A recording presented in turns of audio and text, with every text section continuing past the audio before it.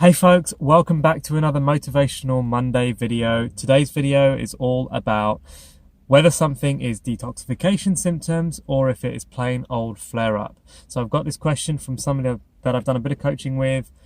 I'll put the question up here so you can have a read of it. It's about eating foods that I've recommended, such as grapes and spinach, and then they've noticed their hay fever getting worse, which is linked to, if you don't know already, your hay fever symptoms are linked to your eczema symptoms. There's still an autoimmune response from the body. So it's a great question. It's one that gets asked a lot. So I thought it worthwhile to make a video on this one. So the first thing to try and work out is whether you've included these foods as part of a de-stress, restful, detoxifying overall period of your life. If you've been including lots of these foods and you've been taking it easy, you've been resting, you've been sleeping lots, you've been drinking loads more water, you've been getting lots of fresh air and sunshine, it could be detoxification. It could be part of your overall detoxification process. So those foods will form part of that and you don't actually have any specific issue with those foods. If not, and if the flare-up or the itching, the scratching, the skin breaking is coming directly after eating those foods, then you're more likely to have a problem with those foods for the time being. There is a key question to ask yourself though. Is it normal to have a response like this, to have hay fever flaring or skin flaring from eating a food like grapes or spinach? And hopefully the answer for you is no, it's absolutely not normal to have that sort of a flare-up.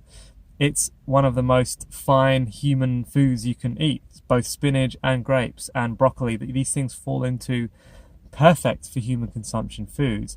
So if you are having an issue with them at the moment, be that because it's in the high salicylate family, it's in the nightshade family, it's in the higher glycemic end of things family, it's not the food itself that is the problem. It's going to be an underlying cause, an underlying problem that's within yourself at the moment. If you're having an autoimmune response to these sorts of foods, it's probably because you've got some sort of intestinal bacterial imbalance or overgrowth, or maybe your stomach acid, hydrochloric acid, is out of balance and there's something just not quite right in there at the moment. Maybe you've still got a little bit of leaky gut going on, especially if you're earlier on in the process. So to answer your direct question, should you continue to eat these foods that are causing you to flare right now?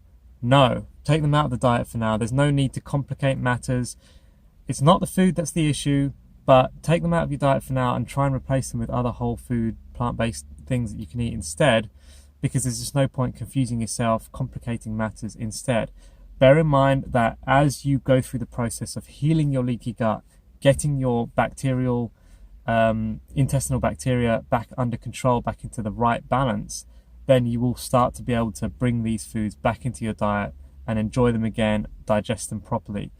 If you've got leaky gut right now, then there's a high chance that all sorts of foods are going to be causing you to flare. And so if you're finding this with a lot of foods in addition to the ones you mentioned in the question, then leaky gut is something to really look into and get sorted. If you need help with that, then we reach out to one of us and we will guide you through that process to get you back on track and to make sure that you can get these foods back into your diet, because it is really important to be able to eat going forwards, to be able to eat a wide variety, a vast array of whole plant-based foods so that you can get a really good level of varied nutrition into your diet. There is a slim chance that you specifically do have an allergy to one of those foods, and if that's the case, then a food allergy test will be the way to go. But honestly, there's a low chance that that's what's going on. It's much more likely to be leaky gut happening, or simply the first thing that we talked about in the video, part of this being detoxification symptoms. Generally speaking, if something is coming under detox symptoms, like a wave of detox symptoms, it'll tend not to be directly after the food. And this is why keeping a log is really important. This is why all of my ongoing clients, I ask to log everything that they're eating and how their skin's responding, how their mood's responding, how their digestion is responding, because then that helps us to classify whether things come under detox or whether things are actually coming under flare and you really have a problem with that food, and it should be really avoid it at all costs until you're much further down the line.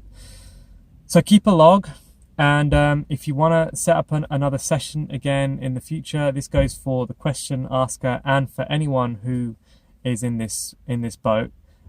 Keep a log maybe in the couple of weeks running up to having a session, and then we'll be able to look through that and really figure out what is detox, what is a flare, what you should be avoiding, what you should be smashing into the body in order to go through the detoxification process.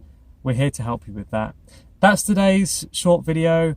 I hope it's relevant to you. I hope it's helpful for those of you that are in this boat. I know a few of you have asked this question.